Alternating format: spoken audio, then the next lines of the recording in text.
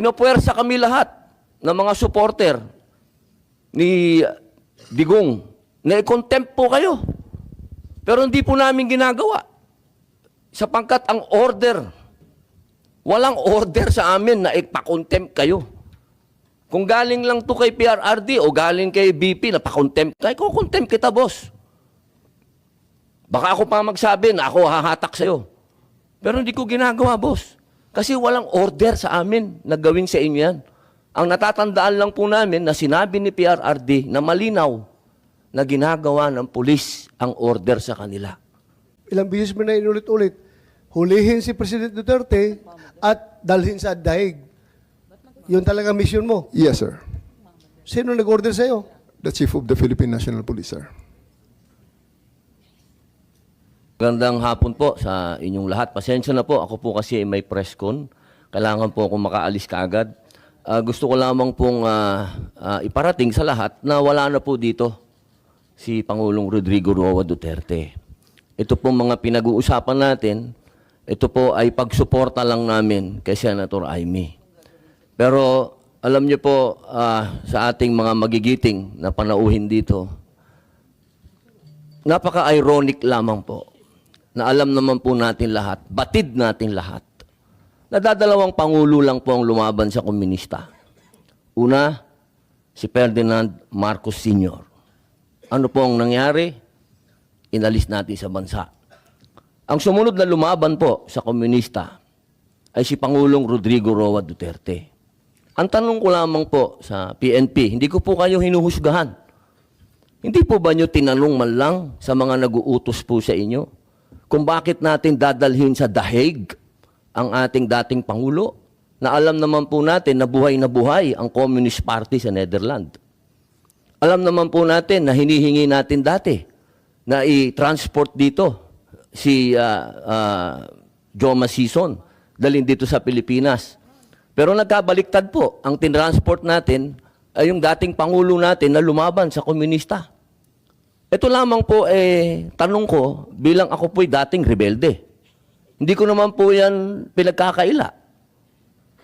Hindi ko po maintindihan kung bakit tayo po ay nag-submit dito sa mga tiga-Netherlands. Alam naman po natin, kahit po itanong ninyo, ako po ay palagi dyan sa Utrecht. Kasama po si Joma. Hindi ko po yan dinideny. Pero nakakagulat lamang po na dinala natin doon ang dating Pangulo. Yun po ba, hindi po ba alam ng PNP na karamihan po sa mga dumadating na pera sa komunista, sa mga terorista, ay galing po sa abroad? Yan po yung mga tanong na kailangan ko po sanang itanong sa inyo at marinig ang mga sagot ninyo, pero naubos na po ang oras natin sa paikot-ikot. Ako po ay gusto ko pong iparating sa inyo ang kalungkutang napakalalim. Sapagkat sama-sama po tayong lumaban. Gusto po natin ng law and order sa ating bansa.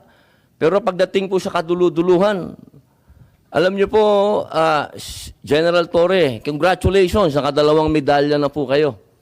Pero alam niyo po, sir, nalulungkot po ako dahil yung katapangan po ninyo, sir, medyo nakalulungkot po. Bakit? Napakatanda na po ni former President, sir.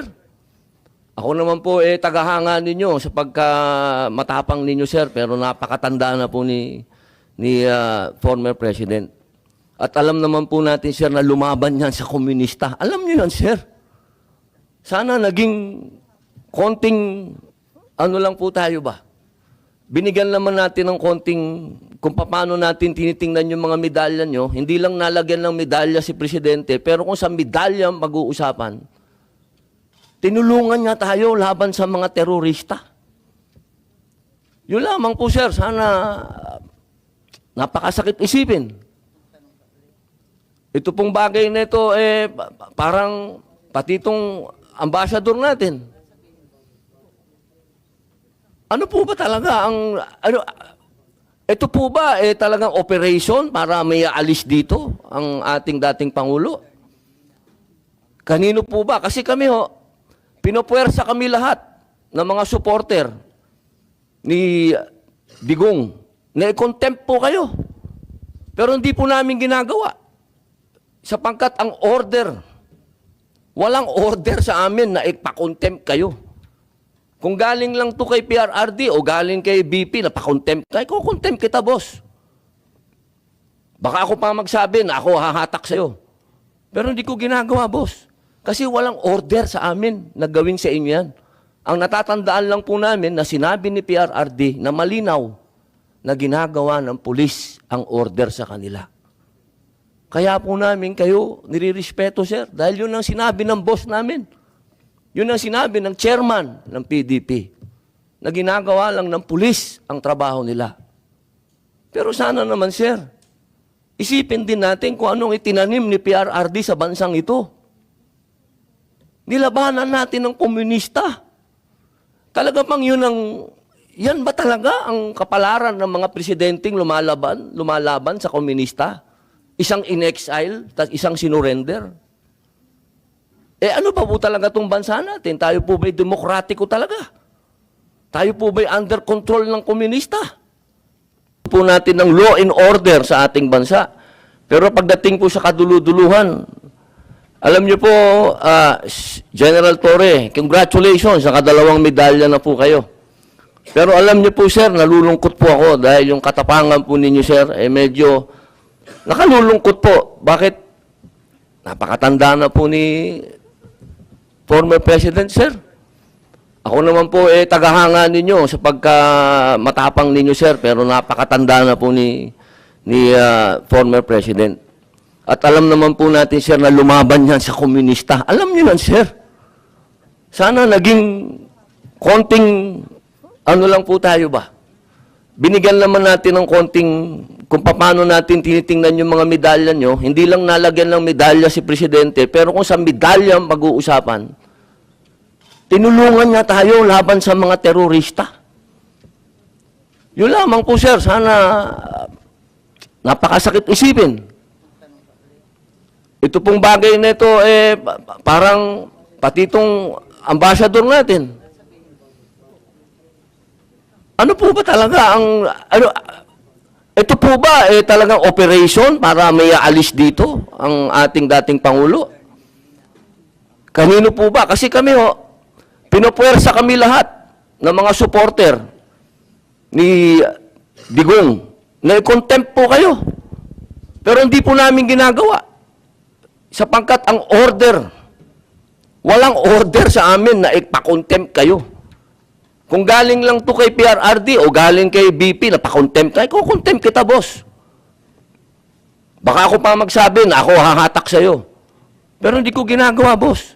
Kasi walang order sa amin na gawin sa inyo yan. Ang natatandaan lang po namin na sinabi ni PRRD na malinaw na ginagawa ng pulis ang order sa kanila. Kaya po namin kayo nirirespeto, sir, dahil yun ang sinabi ng boss namin. Yun ang sinabi ng chairman ng PDP na ginagawa lang ng pulis ang trabaho nila. Pero sana naman, sir, isipin din natin kung anong itinanim ni